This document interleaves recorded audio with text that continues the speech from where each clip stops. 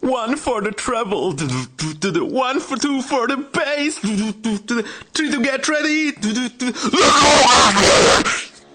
Hello everyone, how are you doing? How are your eardrums?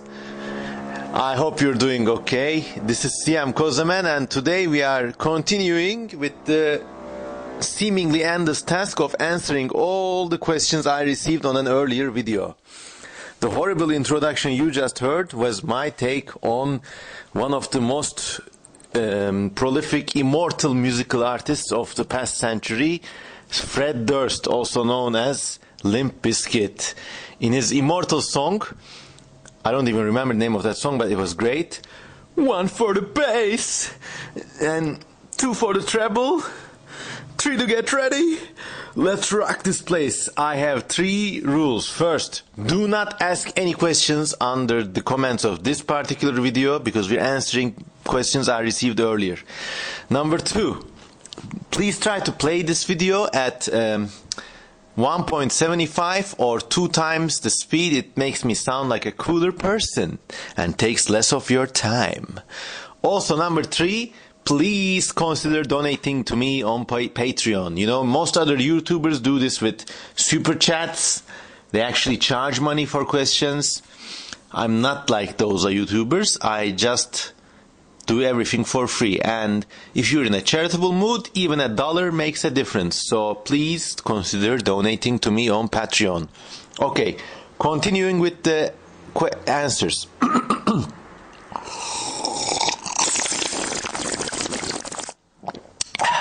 I got 2 liquids in front of me, brown liquid and pink liquid. Brown liquid is coffee and pink liquid is fruit juice with milk and banana. It's my breakfast, it's my sustenance. Okay, here we go. Hi Luke asks, what's your favorite dinosaur, artist, movie? Also, which one of your artworks are you most proud of? My favorite dinosaur, I don't know, maybe one of the large sauropods, or maybe one of the lesser known large theropods, I really don't know. Favorite artist, there are many, but I mean, if I was to name one name, it would be Wayne Douglas Barlow, because he inspired me. His works on alien life, dinosaurs, and the wildlife of hell, actually, they've all inspired me to go forward with my own creations.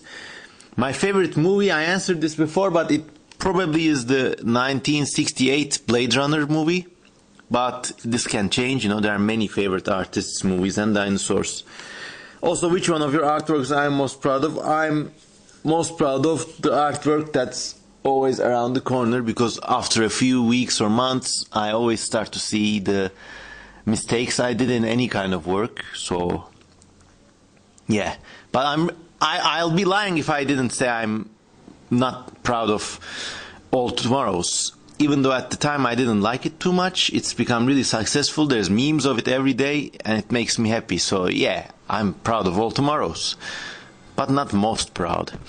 Okay, Nathan Eaton Ben Terud asks, in a theoretical situation where if humans were to genetically modify an ecosystem of biodiverse organisms to inhabit heavily urbanized areas to increase our planet's declining biodiversity, what do you think that ecosystem would look like? Okay, this is actually a great question. The infinite city. So provided we don't destroy our planet, I mean, we could have cities that persist not for hundreds of years, but for millions of years. And they never change, and the urban environment never changes. I mean, at this point, you have to basically identify what type of city this is going to be. Is it going to be like a medieval city with like horses, walls, and no technology beyond heavy dose of blacksmithing maybe? Or is it going to be a modern city with all sorts of industrial applications and petrochemical works and cars and car emissions and so on and so forth? But I think if we manage not to destroy ourselves, such a biosphere can evolve on its own without the need for genetic manipulation. Already we have many cases of smart animals trying to adapt to urban or suburban niches. For example, there are leopards in India that are accustoming themselves to living closely with humans, and they don't attack people. I think in the cities, in some ways, certain animals do better compared to the way they were doing in nature. I don't know. I mean, right off the bat, I imagine an endless city like a 1920s city. You know, like there are some cars, but maybe 1 in 100 use it. The city has a sewage system, running water from a lake or a dam, some amount of electricity, but it goes on and off, and the buildings roughly resemble a cross between 1920s suburbia and stone or concrete skyscrapers in the dense regions. And you know, that kind of like Great Depression era kind of city that has been going on for millions of years. I mean, there would be far more birds, crows, seagulls, but there would be different species of them. So maybe there would be like a kind of seagull adapted to eat bread thrown in this particular streets, or maybe they would be a particular kind of crow evolved to open dumpsters. I don't know. There would be things like raccoons, cats, snakes might do well if rats don't go away. So there, I mean, it would be like, and visually they wouldn't be too different, but they would resemble today's urban animals, but maybe they would all be smarter. And there's this construction work next door, so I hope it's not muddling up the podcast, but what can I do? In the Star Wars universe, there's actually, you know, this endless city planet called Coruscant, and there's a great Star Wars book, The Wildlife of Star Wars.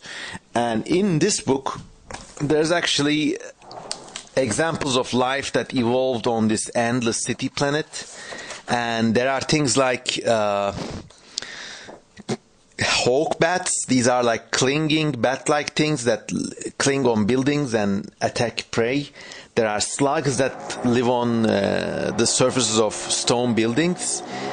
There are giant worms that resemble crocodiles more than they resemble worms. There's a cross between a sea cucumber and a tegu lizard, and they burrow in the lower parts of buildings. There's giant rats, all sorts of things. So this is a nice whimsical look at a potential life in an endless city. Okay, that's been taken care of. Let me put the book back.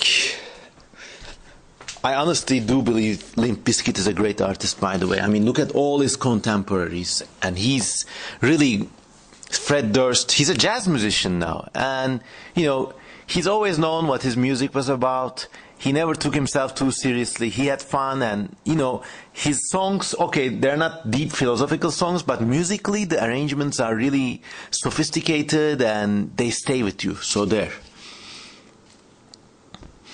Okay. Even asks, is an animal alive, dead or fictional, that you absolutely hate? I don't hate living animals, maybe mosquitoes, but even them I don't hate. Some disease-causing parasites, I mean, I could hate on principle. If you're considering fiction, though, I really hate some of those stock dragons. You know, in every Dungeons and Dragons manual, there's this like gold dragon, silver dragon, bronze dragon, iron dragon, ice dragon, green dragon, uranium dragon, piece of shit dragon, and they all look like these badly traced dinosaurs with like badly traced, tasteless bat wings. I think they really lowballed them, and I mean, hate is maybe too strong a word, but you really dislike the paucity of the effort they put into those things, so I don't like them. Even asks, again, regarding your interest in history, what event or person do you think deserves popular attention? I think there are a lot of events that deserve popular attention, but there are just so many.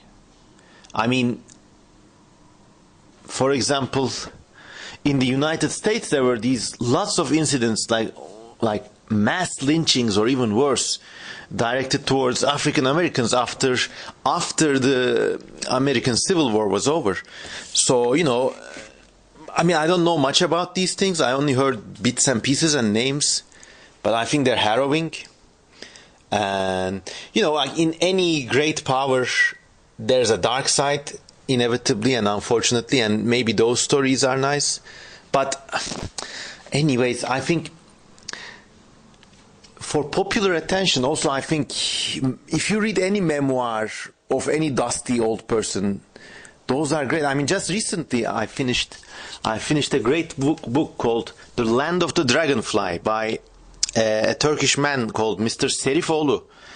And this man was born, well, his family was born in Tataristan, in what is now Russia.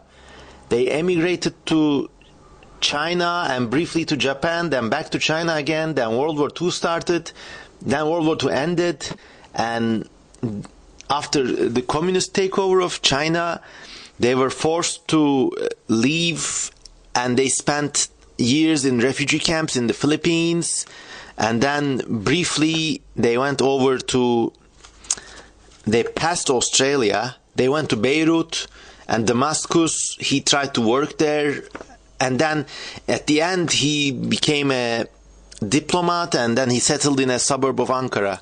So all these life stories in one life, that's really amazing. And there's millions of stories like this.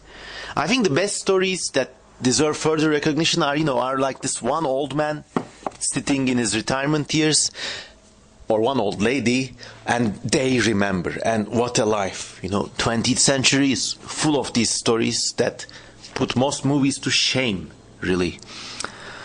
And I don't know, event or person. Let me think a bit more. Yeah, I think I've given you my answer. Ordinary people going through extraordinary experiences. Books and memoirs are full of them. And each deserves a movie of its own, if that was even possible. Number 3. What question do you wish we had asked? I don't know.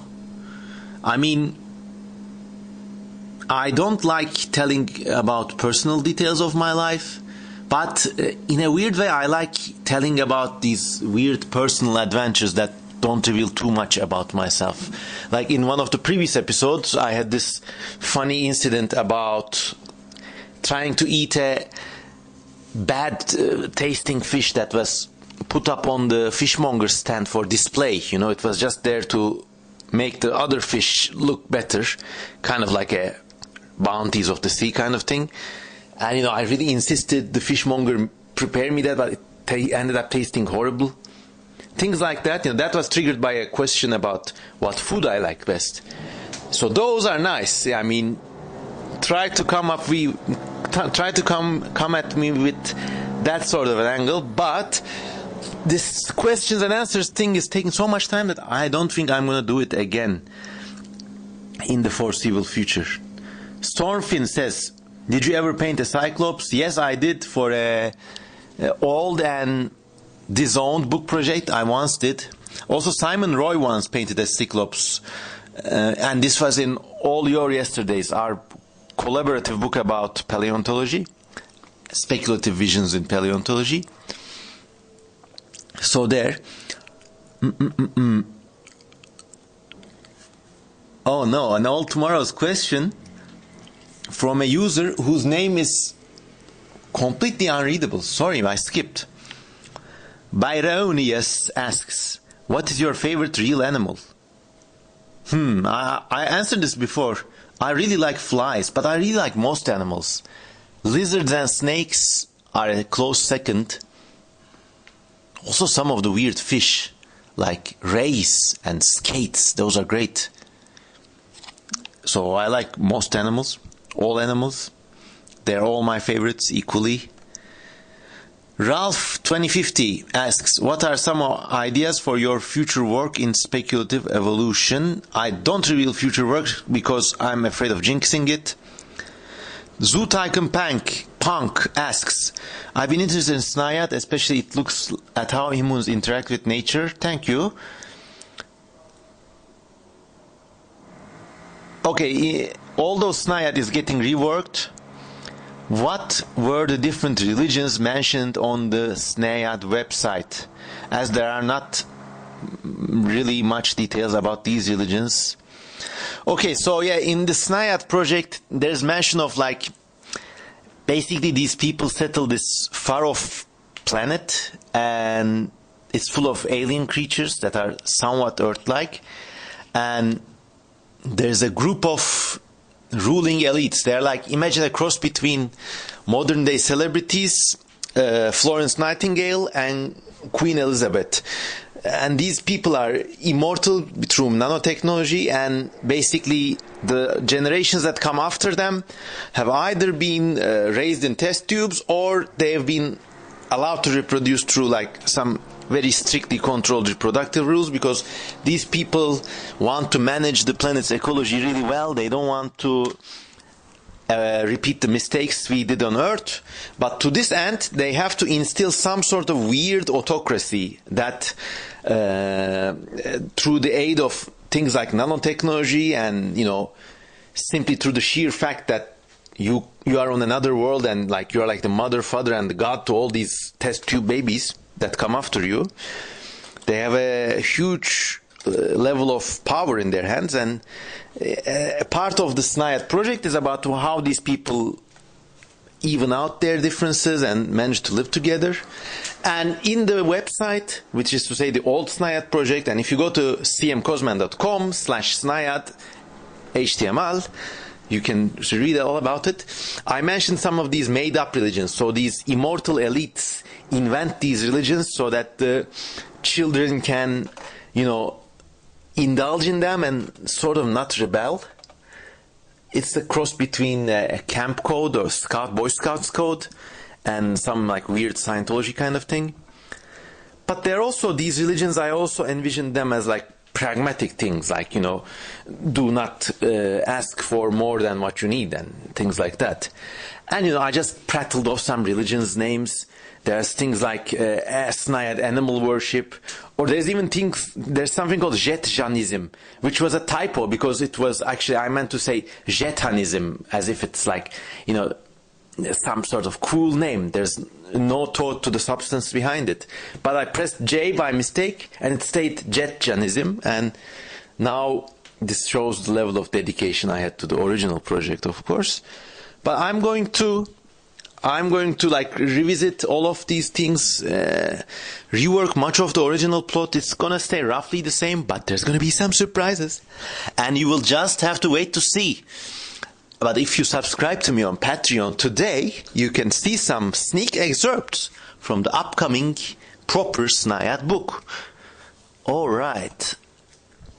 Oh, just a second. Let me get some more.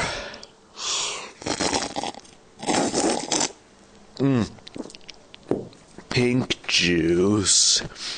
And let me have a chaser by a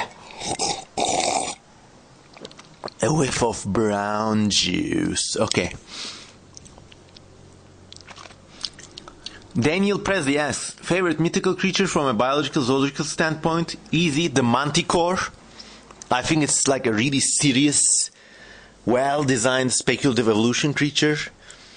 It is implied that it has the face of a man, but I've always seen this as a kind of parallelly evolved, like something like a cat or even a weasel evolving into a super predator and independently developing a human-like face. I think that's really cool. And there's just something uncanny about it. Like in the description, it says, it's like a lion-like animal with the head of a man. But then there's like some really sophisticated details, such as they tell how it has 3 rows of teeth, which is strange. It's almost like they saw the thing and looked into its mouth. I don't know. So that's really interesting, the manticore. In fact, in the future, I might do an entire podcast about the lore, mythology, and depictions of manticores. So, yeah. Master Byakuya asks, what's your favorite food? It's pasta, and I answered this so much, but I like pasta of all sorts. An Israeli friend with Hebrew letters, which I sadly cannot pronounce, asks, who do you think were the sea people who caused the Bronze Age collapse? Okay. So, in Mediterranean history, there are these sorts of... actually, I have an encyclopedia right here. Let's see. Let me ask sea people. I'm leafing through an actual book now.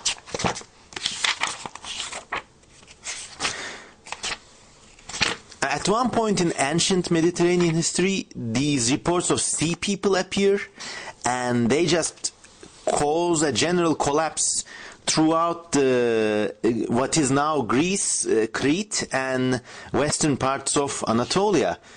So they were really disruptive in that respect. I always thought, I don't know too much about the subject, but I always thought they had access to a new kind of weapons smelting technology, so they could make spears, knives really easily compared to the empires they destroyed.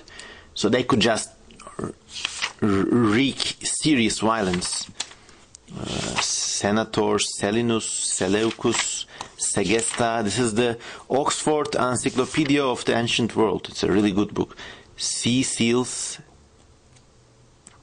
Okay, there's a thing for sea.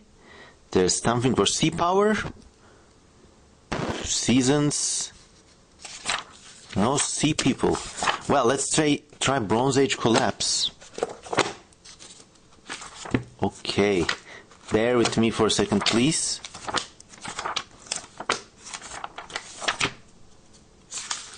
Buffonia, Bottomry, Botany, Brevis, okay, Britain, Britomatris, Bruti, Bissus, okay, go back. Yeah, this is what happens when you're an old school guy. Bronze. Okay, this article doesn't have anything about the Bronze Age collapse in it, so I won't waste more of your time. I mean, to the best of my knowledge, these people came from somewhere in the Balkans down to Greece and through the Aegean, and they just set civilization back by a couple of centuries, but I don't know too much. I don't know as much as I should, so sorry. Fatfish asks a great question. If Big Chungus was the leader of America, what would his ideology, policy, and goals be? Big Chungus, as you know, is this meme, like a fat Bugs Bunny type of character. I don't know. He looks like he would be a complete anarchist, doesn't he? Just that evil face. Kind of like a ANCAP kind of. But I don't know. I don't think there's any good in Big Chungus. He's like a demonically driven character, and his only aim and gratification in life seems to be the elucidation of laughter, and he's just out there for a joke, to crack a joke. He's like the Joker, but the Joker, at least in the nice Batman movies, the Joker was more about chaos. And Big Chungus is just irreverence personified. So his ideology would be something like an anarcho-capitalism, maybe? I don't know. I don't know about his policy. But, I think even, under him, even with him, the US would be better managed than the last two administrations, and I'll leave it at that.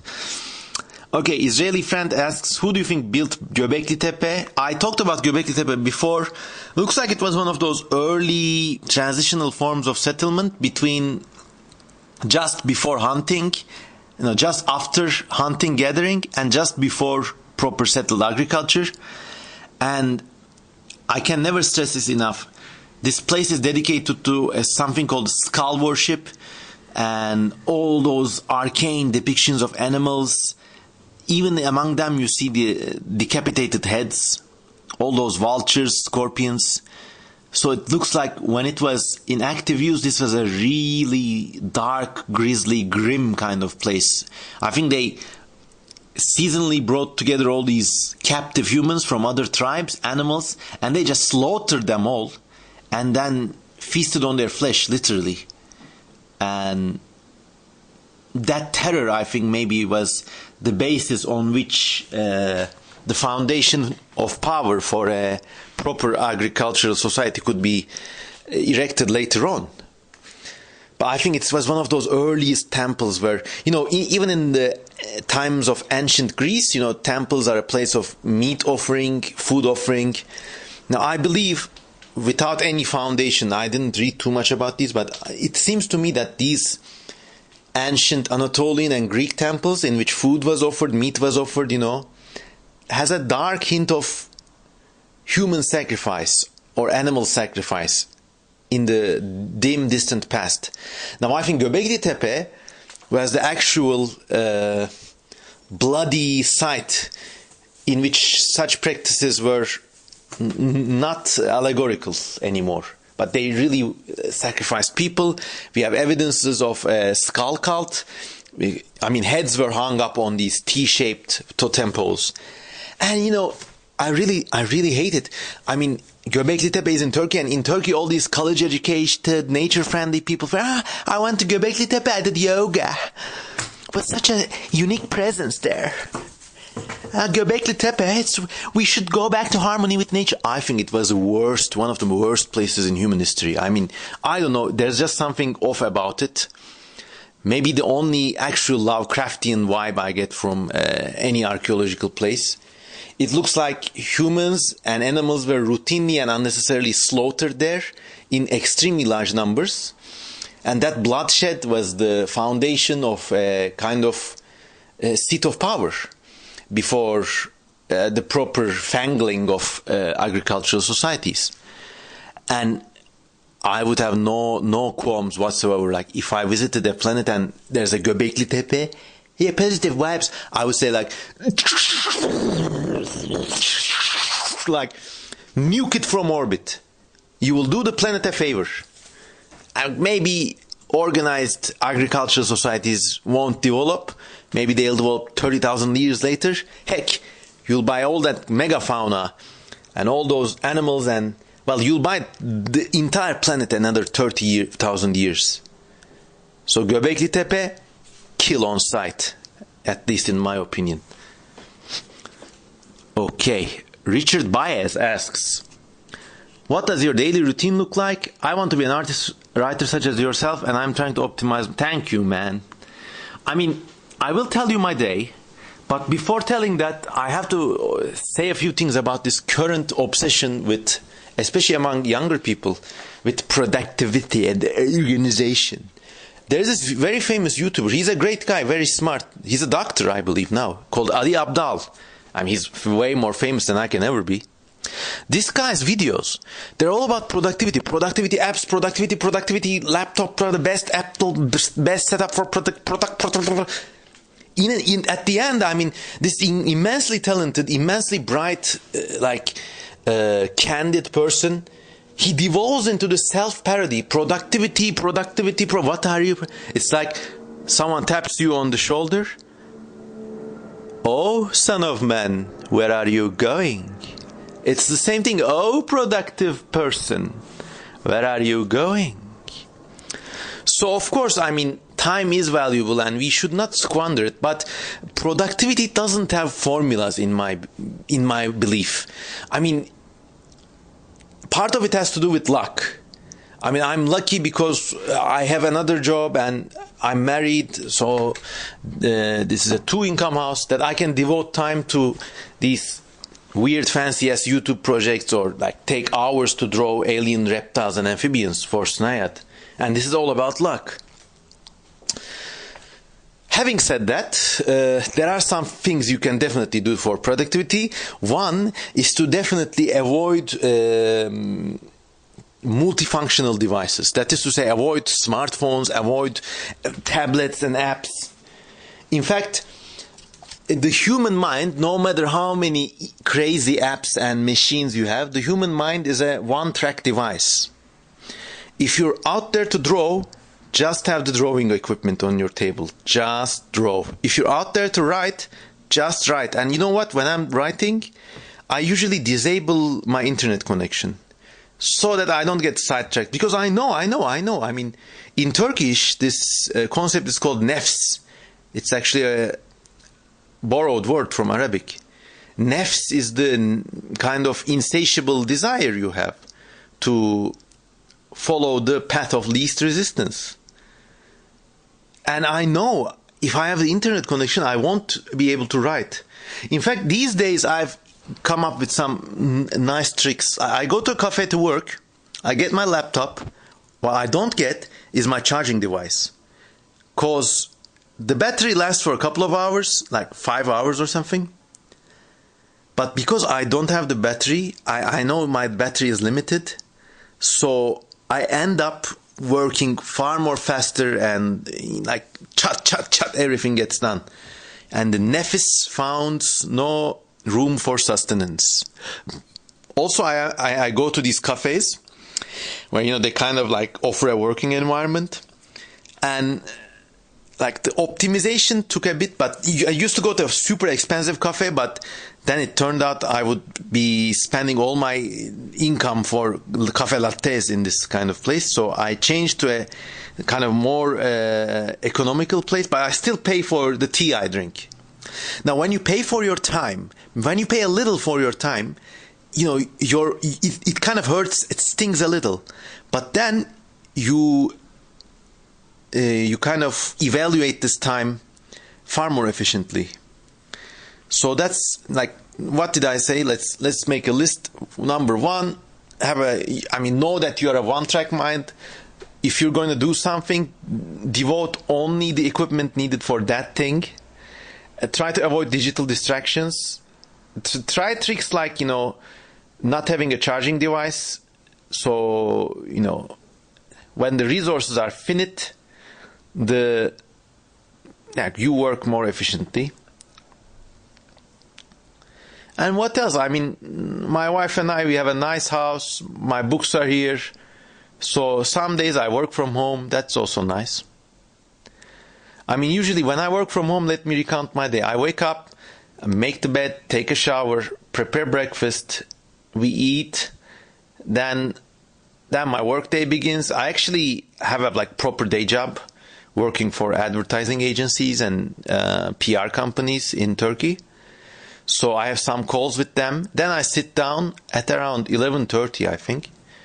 If I'm working from home, I either do one of these recording sessions or immediately start working on Snayad. I either draw things or there's a process in which I modify the drawings. It's either one of those. So I get some headway into that. Then I go back to my day job again, do what needs doing. And then we have lunch. And then after lunch, usually I have time for my own projects, which these days is again Snayad or some of the other secret things I'm doing. Then towards 4 and 5, if I have day job things, I do them again. And then at around 6 and 7, I finish. We either have a quick dinner or we go walking. Then we watch a movie. And that's that. Now, if I go outside, if I work from out of home, which I think I will do today, I will then go out and then work super concentrated for non-stop 2 or 3 hours in this cafe. And it's actually more efficient when I have a big task to do on the computer, like updates on my website or maybe writing actual text, or maybe a big chunk of work from my day job. So there, those are my things. That's roughly my schedule these days. But of course, never forget that, real life, suddenly you could have something like the gas runs out, or you have to call the gas guy, or you need to do groceries, or sometimes, when it's very hot, this summer, there were days that I just took it easy. So yeah, anything can happen. So I hope I could answer this question satisfactorily. Okay, let me take some more of that.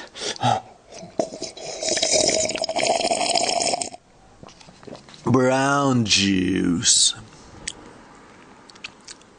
Black Frost, a Turkish friend, asks opinions about transhumanism, both genetical and mechanical. Also love your work. Çok güzel.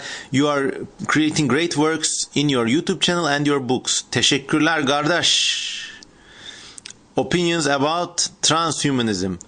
Unfortunately, I will have to say, ben bu transhumanizmin I am not a huge subscriber to this transhumanist belief. It's a very flexible and vague definition, and I mean, if you look at it one way, we already have mechanical transhumanism. The moment we started making fires and wearing clothes to not freeze and throwing stuff, we were already using some mechanical form of transhuman. I mean, we were using the machine to augment ourselves, and it was terrifically effective. We changed the entire structure of the planet. We altered its ecosystems. I'm not saying this in a necessarily negative manner, but all those great changes, agriculture, the extirpation of dangerous animals, those are all done without the need for transhumanist technology. Now, the other half of transhumanism, the kind of, I believe, disease thinking espoused by people like Ray Kurzweil or people like Elon Musk. In Elon Musk's case, I think it's a case of PR and marketing. That's it.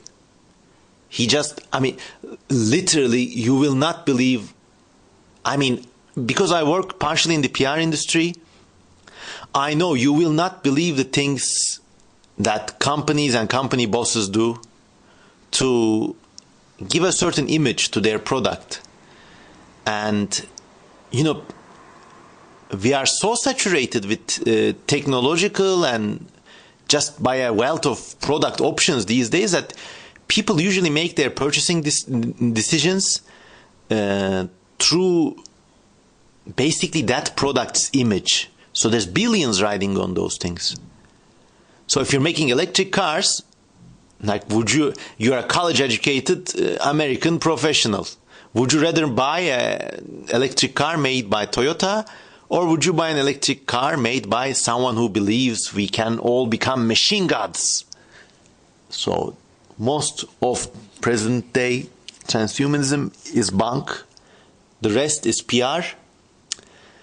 Ray Kurzweil, he's one of the pioneers of transhumanist thought. He's like, any day now, we're going to reach singularity.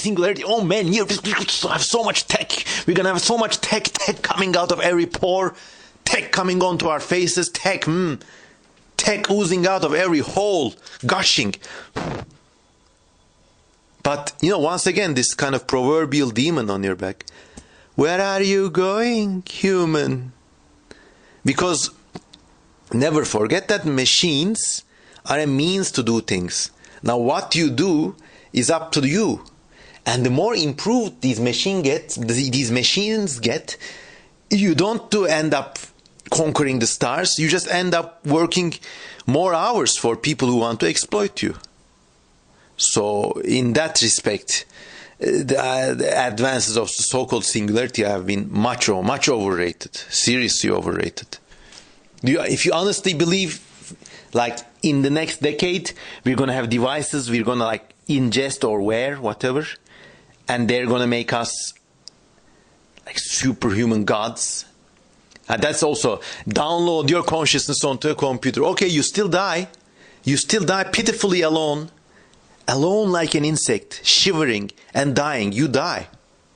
Your memories are in a machine. Okay, yeah, maybe that machine will... It's never going to be the real you, and you're still going to have a finite life. And in my personal opinion, that finite life is better off spent with the people and things and experiences we value, because machines and technology, they're never going to be a silver bullet. You are going to have things like, everybody's talking about downloading your brain to a machine, but nobody's talking about the portable insulin pump. Has given millions of people a much free life. Still haven't made us immortal, but it's just solved one of the nagging problems in our lives. That's how technology does good. There are nagging problems in life. Some of them get solved by technology. But there's never going to be this super acceleration of technology that suddenly one day you wake up and wow, everything is devices, and you go to Mars and you fuck off and you die the most lonely, insect life, inhuman, insignificant death. You dried up husk. Still machines. Anyways, I believe that this is enough. I mean, it shows you the intensity of my opinions about this subject. Master Q no B. How do you see the future of speculative biology in different forms of media, such as books and films? Do you think it will become more widely used as a form of world building in these media? I mean, last year I would have given you a different answer. This year, thanks to the attention All Tomorrows has received, and there are these like many appendant channels that they talk about, these YouTube channels talk about these brief excerpts from this already existing speculative evolution project, and they're attracting hundreds of thousands of views. So certainly people have an enormous interest in speculative evolution.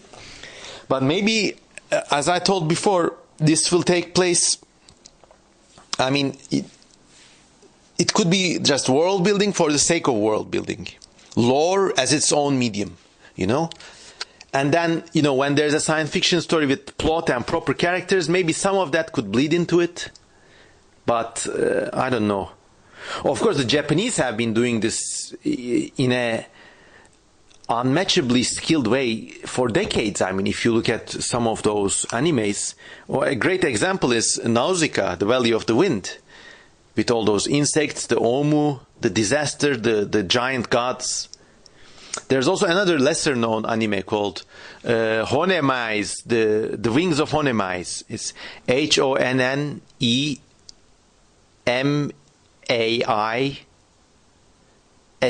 something like that. Now, in this anime, they designed an entire world with every bit of clothing, every bit of technology, every like airplanes, vehicles, everything they designed from scratch. And it's like a bewildering masterpiece of an achievement. So maybe in the future, producers will see more value in this. Certainly more people are interested in this, so that's always a positive sign. Kepip asks, where do I start to get into speculative evolution? I know very little about how to approach possible alien life forms. So do I, so does everybody. Or even how to speculate existing organisms on Earth. And even when I try, they end up being very disappointing to me. I'm not asking for a full guide or something crazy. Simple pointer would suffice. I mean, I've answered similar questions before. But if you look at Fabio Alejandro, he's a great guy. Let me just Google him. It's Fabio, Fabio, Alejandro.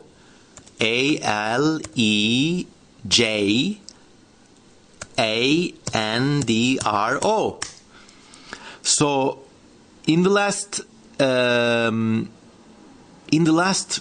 3 to 4 years, he started from like very simple drawings of just speculative critters, dragons and stuff like that, dinosaurs, and he was obviously very knowledgeable about biology, evolution.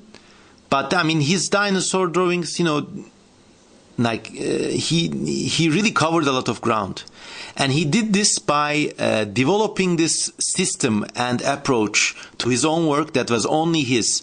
So he tackled some extreme and funny speculative evolution projects, like a Spinosaur with like extremely long fins. I mean, he knew this was nonsense, but he still went ahead with it and tried to make it look realistic and a kind of tongue-in-cheek effect. And then he came up with these diagrams combining multiple critters from different like actual or speculative animals. Or he did this really great diagrams in which he illustrated record-breaking sea animals from all times in the Earth's past, and then things like size comparisons of speculative evolution animals. And so he developed an art style and the presentation style that was all of his own. So now when you see one of his works, you can say, wow, Fabio Alejandro did this, and he's a really great, really talented artist. And so maybe a good pointer could be to develop a form of presentation that's uniquely yours, and then have that, pursue that form to illustrate different ideas. I hope this was helpful. Israeli friend asks, what is your name etymology? My name is Cevdet Mehmet Kösemen. Actually, I have a great book here, The Person Names Dictionary of Turkey by renegade lexicologist and overall great historian called Sevan Nishanyan. He's an interesting guy, not without his controversial aspects, but overall, any society needs people like him as a kind of catalyst enzyme for debates, if for nothing else. So let's look at his dictionary. Cevdet Mehmet Kösemen. Cevdet, let's see what it says. Numbers, letter C. Cevdet is my paternal grandfather's name. He's not with us, but I really miss him. Anyways, I want to cry on tape. Cevatin. Okay, Cevdet. In Arabic, it means generosity and a person of high standing and esteem. So that's a nice name. And let's look at Mehmet. I actually know what this means. It's derived from, it's a Turkish version of the Arabic Muhammad, which means praised. And Kösemen, it sounds actually very arcane, but it's actually the Turkish for the name given to the goat or this one male sheep that guides the rest of the sheep to slaughter in most cases. So he encourages the rest of the flock to go off, and because of this reason, the Kösemen is never slaughtered. So there, I hope this helps. Wow, almost 50 minutes. Okay, I have to cut it short. I have a prior engagement, but I hope you enjoyed this show. Please like, subscribe, and comment below, but don't ask any questions. And please consider subscribing to me on Patreon. With that being said, have a nice day. Goodbye.